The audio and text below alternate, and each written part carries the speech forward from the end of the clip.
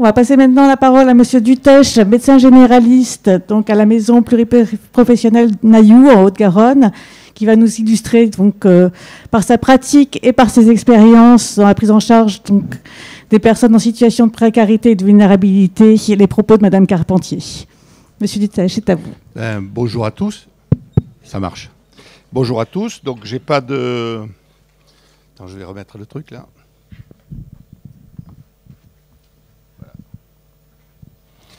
J'ai pas de PowerPoint et le docteur Carpentier a dit des choses qui me paraissent plutôt pertinentes et roboratives. Ça veut dire que ça questionne aussi bien les professionnels que les élus. Alors moi, je suis médecin généraliste installé au même endroit depuis 39 ans. Je suis élu du territoire depuis 25 ans. Donc vous voyez que je suis comme un crouton dans la soupe du Lauragais. Et nous avons, je vais parler très brièvement de mon expérience d'élu. Nous avons en Nailloux, l'an 2000, 1000 habitants, 2017, 4000 habitants. Donc 80% d'habitants qui n'étaient pas, qui n'habitaient pas Nailloux 10 ans auparavant. Ça veut dire que c'est un peu le quiproquo avec Odette Ramel, c'est qu'on a une population à 80% d'immigrés de partout. D'immigrés du Lauragais, d'immigrés de Midi-Pyrénées, immigrés d'Occitanie, immigrés de France et immigrés de l'étranger. Mais c'est des gens qui sont dans des situations complexes de carence, de déculturation, souvent, pas tous, il ne faut pas généraliser, et avec des situations médico-psychosociales complexes. Donc quand on est élu, on se pose la question à la fois de créer des lieux d'accueil, de créer des services, mais en même temps, très rapidement, on s'aperçoit que ce n'est pas en créant des services, c'est que ça marche, mais qu'il faut développer les transversalités, développer des partenariats, et au niveau de notre petit territoire, nous avions créé 3 crèches dans les années 2005 et nous avons essayé de mettre en place un RAM, ce qui était un peu compliqué, qui marche parfaitement bien, des équipes très motivées et surtout la volonté de travailler avec l'extérieur, avec les autres partenaires, les professionnels libéraux, la PMI, et que les élus comprennent un petit peu les enjeux politique, stratégique et bien sûr financier, de développer un travail partenarial plurisectoriel, je dirais. Donc, pour dire qu'on est interpellé par des situations où chaque structure, le professionnel libéral, l'institution départementale, l'institution municipale ou intercommunale fonctionne en circuit fermé mais ne communique pas avec l'autre. Et donc toute la difficulté de l'élu de terrain, c'est de développer ces transversalités pour que un enfant qui est ou une famille qui est en difficulté sur le plan du logement, sur le plan du paiement des crèches pour un élu, pour un médecin, une femme seule qui se retrouve avec des enfants et donc une paupérisation et une complexité de situation familiale, qu'on puisse trouver un partenariat d'aide. Donc c'est un petit peu l'enjeu qu'on a essayé de développer, et pour dire que les mesures sont, en France, qui est un pays riche, il y a beaucoup d'argent, mais le travail transversal, les évaluations des pratiques, tout ça, ça fonctionne moyennement. Alors, quand on observe un peu, parce que quand on décide d'accueillir une population nombreuse dans un village, soit on est un élu irresponsable et mégalomaniaque, soit on se dit c'est une opportunité, mais cette opportunité, il faut l'accompagner. Donc on s'est fait accompagner de géographes, d'études diverses et variées, de partenariats avec des urbanistes, etc., etc. Mais on s'est aperçu aussi, en tant qu'élu, qu'on se trouvait avec des gens qui arrivaient relativement démunis, ce que je disais au début, avec une difficulté à être citoyen, c'est-à-dire à investir l'espace commun. C'est des gens qui sont souvent, alors je ne fais pas de généralité, hein, il faut bien comprendre ça, j'essaie de montrer les problématiques. Hein. Souvent, ils se retrouvent dans leur maison, location, ou encore pire quand ils achètent et qu'ils achètent avec un financement un peu juste, ils sont repliés sur eux-mêmes, ils bossent, ils ont besoin de structures de garde, ils ont besoin de structures scolaires, et ils sont plutôt consuméristes parce qu'ils n'arrivent pas à prendre le temps de faire alliance. Et donc nous avons eu souvent à la mairie des gens qui demandaient des CLSH, des ALSH l'été, tout l'été, parce qu'ils ne pouvaient pas garder les enfants, parce qu'ils bossaient ingénieurs en alternance dans leurs entreprises. Et sans famille, complètement déculturés, mais surtout avec une incapacité de créer du lien dans leur environnement proche, à l'école, à la crèche, pour rencontrer des gens avec qui on peut garder en alternance les gens. Donc cette difficulté-là, elle est rencontrée très souvent, et on s'aperçoit que, grosso modo, alors je vais être un peu hors sujet sur... j'avais menacé Madame Ramel et Madame Carpentier sur le hors-sujet, mais on peut s'apercevoir, grosso modo, qu'il y a des situations qui se retrouvent.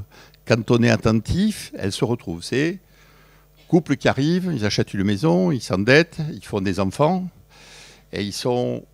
c'est pas la majorité, mais c'est un nombre non négligeable. Et ils se replient sur eux-mêmes, ils ne sont pas capables de faire de lien. Ils n'arrivent pas à le faire, hein, ce n'est pas une critique, c'est un constat. Ils ne font pas de lien, et ils sont dans une sorte de noyau hyper protecteur, menacés par l'extérieur, et donc ils ont la crainte de l'autre parce qu'ils ne savent pas aller vers l'autre, quelle que soit leur catégorie socio-professionnelle. Et donc, au bout d'un moment, cette cellule diabolique, eh ben, elle explose. Elle explose quand les problèmes financiers arrivent, quand les problèmes de couple arrivent, ou au bout d'un moment, quand l'enfant en a marre. Parce que l'enfant, quand il grandit, à la maternelle, donc je suis hors sujet, à l'école élémentaire encore plus, ou au collège, et de temps en temps, c'est dans cette population-là, les parents s'effondrent.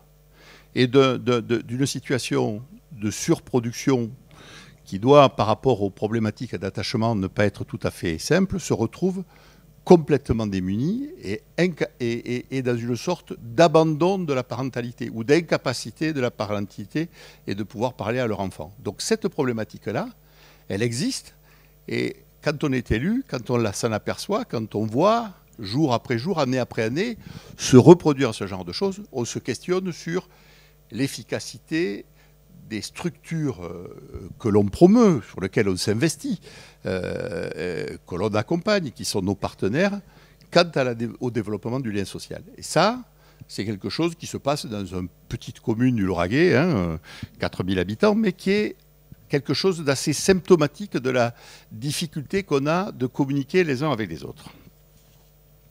Donc ça,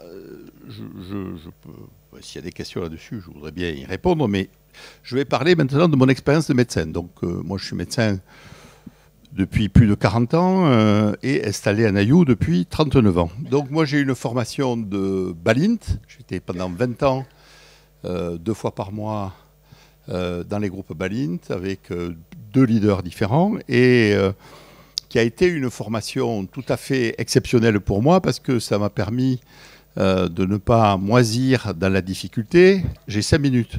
Non ? Ah non, vous ne l'avez pas sorti encore. Non, vous faites comme ça quand c'est 5 minutes. Donc ça veut dire que ça permet surtout de travailler sur ces difficultés, sur ces échecs, sur ces limites. Et ça permet de trouver un groupe de professionnels avec qui on peut travailler. C'est comme les groupes de pairs, mais c'était quelque chose d'un peu plus sauvage et d'un peu plus saignant. Et donc ce que ça apprend, le groupe Balint, c'est de se dire que il faut comprendre que quand on reçoit un enfant petit, hop, je reviens dans le sujet, merci Laurence, un tout petit, la première fois qu'on reçoit un enfant, soit on le voit à la maternité, au début je les voyais à la maternité, maintenant je ne les vois plus à la maternité. Petite histoire, un jour je vais voir, donc dans les 80, je faisais la visite du 7e jour, et je vais voir au bout du 3e jour une maman avec son petit bébé, et quand j'arrive, elle me dit, j'arrive pas à le prendre dans les bras, 3 jours, parce qu'on m'a dit que je m'y prenais mal. Et cette dame, elle a été empêchée de prendre son enfant parce qu'elle avait été élevée par une arrière-grand-mère et elle n'avait pas eu d'enfant, enfin probablement qu'elle avait des difficultés elle-même, mais personne ne l'avait accompagnée pour lui mettre l'enfant dans les bras. Et je lui ai mis l'enfant dans les bras. Voilà. Ça veut dire qu'après, j'ai suivi cet enfant jusqu'à l'âge adulte. Et je peux vous dire que ce n'est pas que ce seul moment-là, mais que le fait d'avoir pu au 3e jour prendre l'enfant dans le berceau et le donner à la mère et de lui dire « il est à vous, prenez-le ». Faites-le vôtre, que je pense... Non, pas faites-en quelque chose. Soyez pas trop dur avec moi. Hein. Donc, ça veut dire que il y a quelqu'un qui lui a dit, à la clinique, vous y prenez mal. Et cette personne fragile, tellement elle avait peur de s'y prendre mal, qu'elle s'y est pas prise du tout. Petit exemple. Et donc, ce qu'on a appris avec les pratiques, c'est que les pratiques professionnelles, 5 minutes, bon, ça va être très bref, c'est que la consultation d'un nourrisson, elle est essentielle. Elle est essentielle quand on est médecin généraliste parce que c'est 2 consultations, maintenant 3, c'est encore mieux parce que les papas existent. Avant, les papas n'existaient pas. Là, aujourd'hui, c'est formidable, les papas arrivent dans les... C'est mieux. Hein, et que quand on est médecin, et quand on reçoit l'enfant, on s'adresse à qui?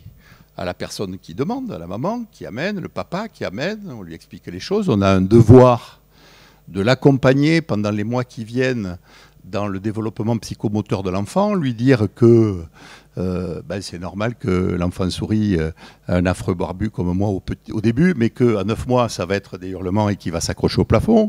Et on lui explique pourquoi. Et surtout, on s'adresse à l'enfant.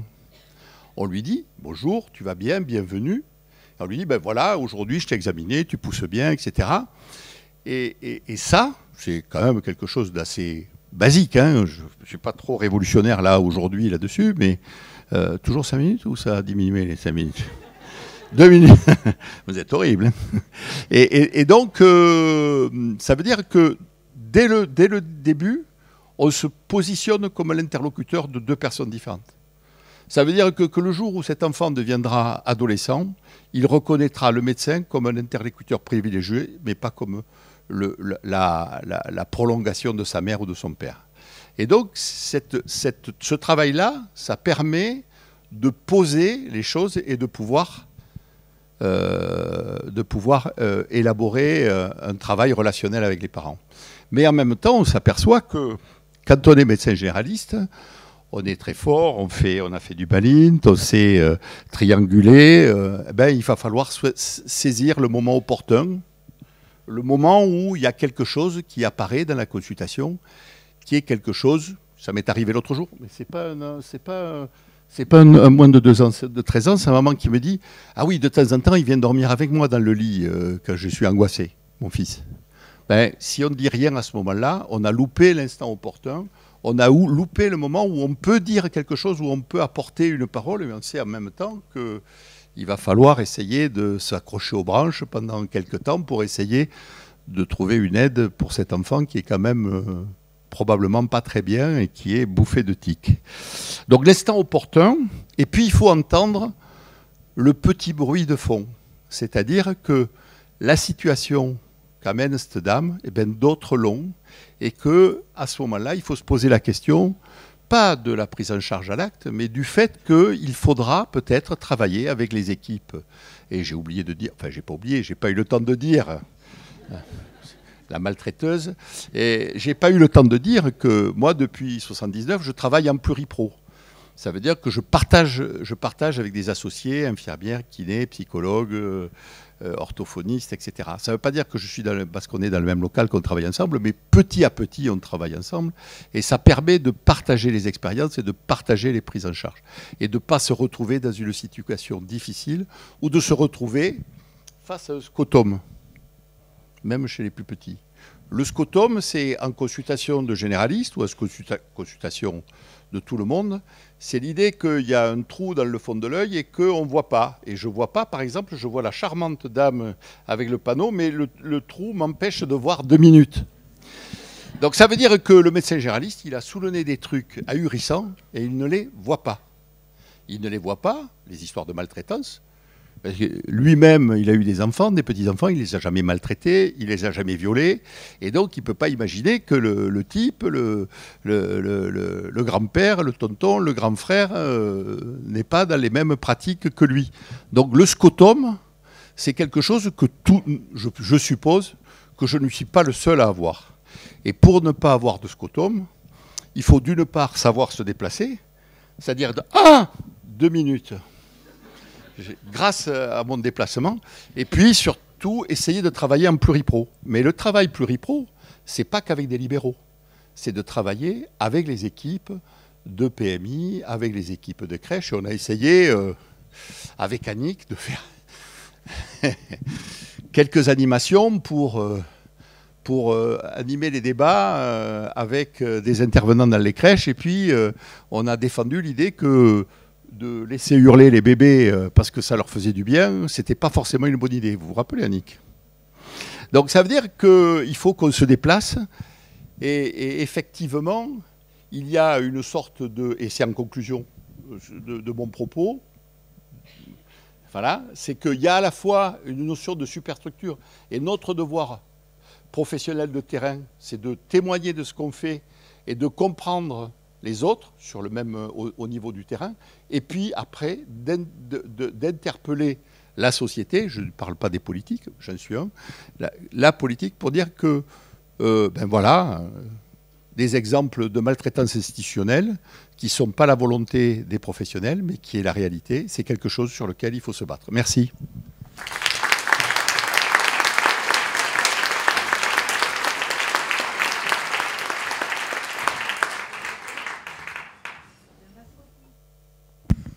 Merci beaucoup, Monsieur Dutèche.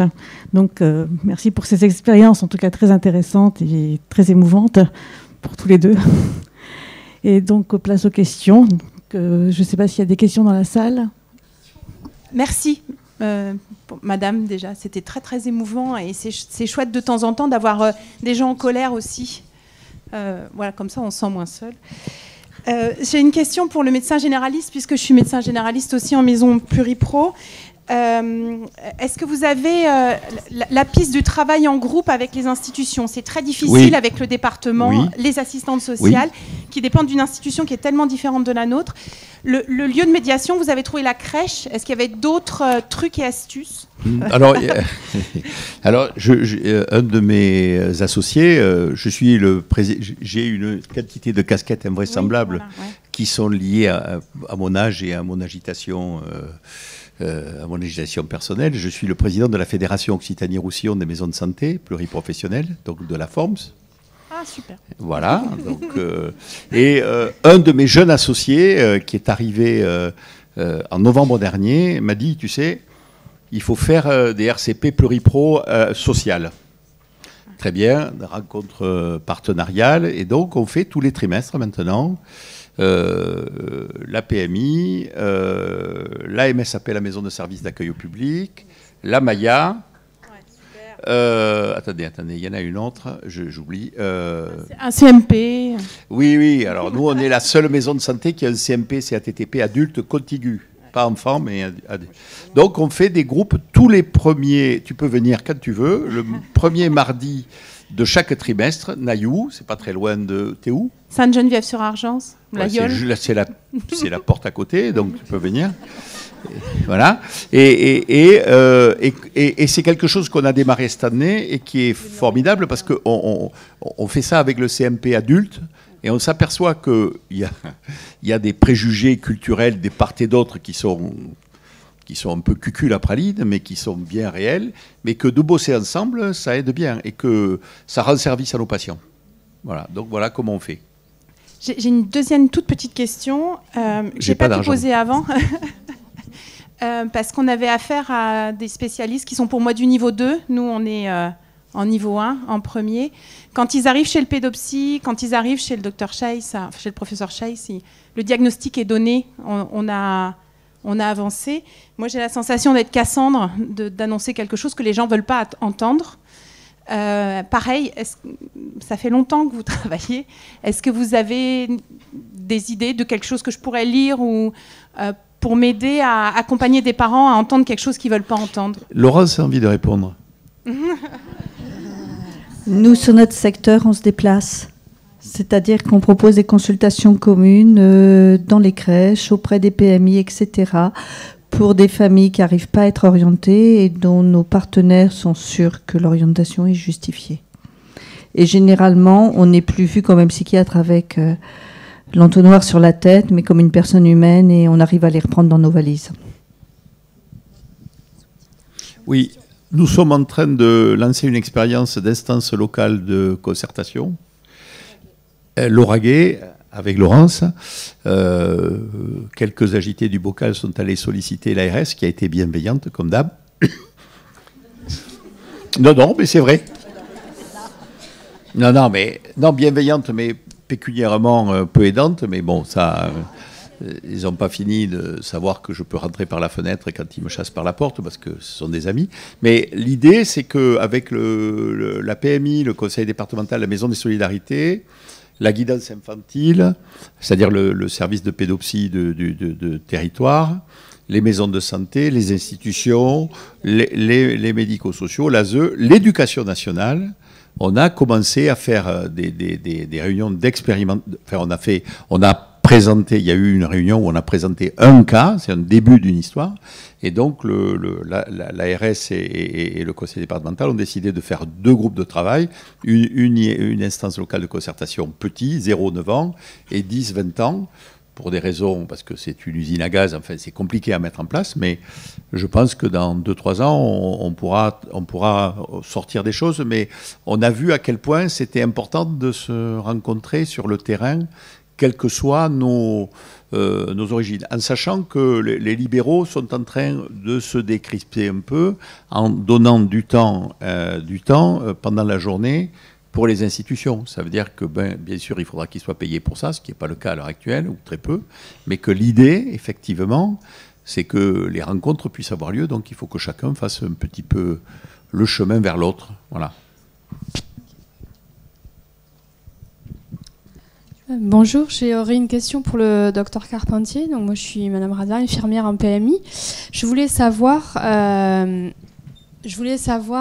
jusqu'à quel âge vous prenez les enfants en consultation et si vous en prenez hors de votre département. Si nous, on peut vous en envoyer en fait. On ne prend pas hors du département. Et sur les services petite enfance, donc moi je suis chef du secteur 3.1. On a 3 antennes d'unités de soins précoces, c'est ce que je disais ce matin, 0-3 ans, et on les voit en moins de 15 jours. Et les sorties d'hospitalisation en 48 heures. Voilà. Donc on les voit rapidement et on n'est jamais saturé. Je veux dire, comment vous dire ? On prend toujours les enfants en consultation. Jamais on ne dit on ne prendra pas l'enfant en consultation. Même si, parce que dans les dispositifs de soins, on est saturé, qu'on va plus s'appuyer avec des libéraux, d'autres services, etc. Mais la consultation première, on a l'engagement à l'assurer, on l'assure. Une autre question ici. Oui, une question pour Madame Carpentier. Merci à vous deux pour vos interventions. Merci Madame pour votre indignation que je partage. Pour dire que j'ai vécu la même chose concernant l'ASE. C'est-à-dire qu'effectivement, c'est posé la question d'un enfant qu'on retirait. On a invoqué la théorie de l'attachement, etc. Ça ne leur parlait pas.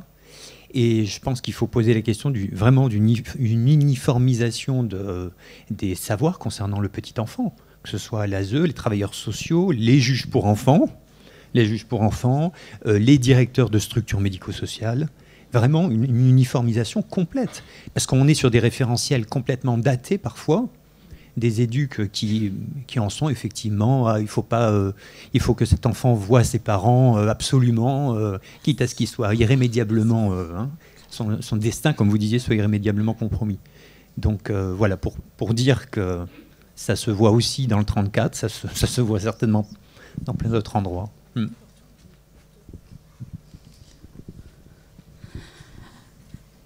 Oui, bonjour. Je voudrais m'adresser à Madame Carpentier parce qu'effectivement, votre intervention était très intéressante. Donc, je suis directrice de structure dans un village aussi à côté de Perpignan. Et en fait, j'ai entendu tout à l'heure tout à fait notre rôle à jouer et on en a pleinement conscience au niveau de l'attachement mère-enfant, ou être en tout cas un relais de l'attachement. Maintenant, les difficultés qu'on rencontre, et je pense qu'on n'est pas la seule structure, c'est que de plus en plus, on a beaucoup de personnes qui sortent tout juste du CAP petite enfance, qui font que 20 heures par semaine sur la structure. Donc on multiplie, là encore, les visages auprès de ces enfants. Et malgré tout, en fait, c'est encore une fois la loi du budget qui prime, et non plus tellement parfois la qualité. Et donc c'est aussi notre difficulté du quotidien, malgré que j'entende votre colère, mais effectivement de notre côté, je pense qu'en tant que professionnel, on en a conscience, mais que parfois on manque cruellement de moyens. Oui, c'est tout à fait vrai, surtout que les lois sur les crèches avec un encadrement qui a diminué par rapport au nombre d'enfants a été délétère. Mais il me semble important, quand on accueille des enfants sur des critères objectivables, de définir les populations fragiles et les populations moins fragiles. Dans une collectivité, peut-être que tous les enfants ne pourront pas avoir un référent, mais que tous ceux qui ont un risque de fragilité, par exemple voilà. Je veux dire, effectivement, j'ai tout à fait conscience que l'idéal n'est pas de ce monde, mais que le minimum pour les enfants vulnérables soit fait, ça me semble indispensable. Une dernière question ? Oui, bonjour. Merci pour votre intervention. Moi, je suis médecin en PMI en Aveyron. Et en fait, je voulais avoir votre avis par rapport aux accueils mère-enfant qu'on propose de plus en plus à la naissance. Est-ce que par rapport justement à cet attachement, parce que parfois on fait ça au début et puis finalement ces enfants sont placés, donc ils passent d'un système à un autre. Des accueils mère-enfant à domicile ? Non, en structure. En foyer, par exemple. Ça dépend. Quand j'étais à Paris, je travaillais sur l'équipe de Saint-Cyr qui avait donc ce type de choses. Il me semble que ça ne doit pas être indiqué pour tout le monde. C'est-à-dire que si une mère est très déstructurée et maltraitante, c'est pas parce qu'elle aura 3 semaines, 2 mois avec son enfant, on est bien d'accord. Par contre, avoir un accueil mère-enfant qui permet qu'une séparation ne soit pas traumatique, que la mère ne se sente pas dévalorisée, mais qu'elle accepte de confier son enfant dans une position de parentalité bienveillante en ayant pris conscience qu'elle ne répondait pas suffisamment aux besoins de son enfant, peut être tout à fait bon pour elle, et après pour maintenir un lien suffisamment de qualité qui ne sera pas dans « je veux le reprendre à tout prix » en passant par des avocats qui feront n'importe quoi. Donc il y a des très bonnes indications quand c'est bien travaillé. Ça, j'en suis intimement persuadée. Voilà. Mais pas systématiquement. Une mère qui est maltraitante comme la mère du petit qui l'a tabassé en service de néonat, il y a un moment, c'est bon, quoi.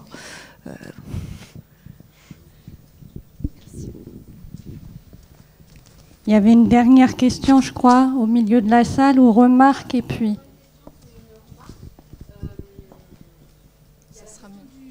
Merci. Juste par rapport à ce que vous dites depuis ce matin, un peu tous les intervenants, c'est-à-dire se donner le relais, travailler ensemble. Moi, je suis directrice de structure petite enfance à Toulouse. Ça me pose question quand un service PMI ou qu'un médecin ou qu'un travailleur social me téléphone pour me demander des renseignements par rapport à un enfant que j'accueille, et que moi, dans l'autre sens, j'en demande également parce qu'on a aussi des observations sur le terrain et qu'on me dit « Ah, je peux pas trop vous en dire beaucoup ». Je trouve que c'est compliqué. Voilà, donc je trouve que le secret professionnel, certes, le secret professionnel partagé entre professionnels accueillants qui travaillent ensemble, c'est important. Voilà, je tenais juste à le dire. Après, il y a eu plein de choses qui ont été dites, notamment ce que vous disiez au départ, par rapport aux difficultés de placement d'enfants dans l'urgence dans les crèches. Effectivement, je partage votre constat, mais par rapport à ce que vous disiez sur les placements à halte-garderie, je voulais juste dire qu'il y a beaucoup de travail qui est fait sur ces établissements, qui sont aujourd'hui à Toulouse les établissements qui ne sont pas soumis à la commission d'admission.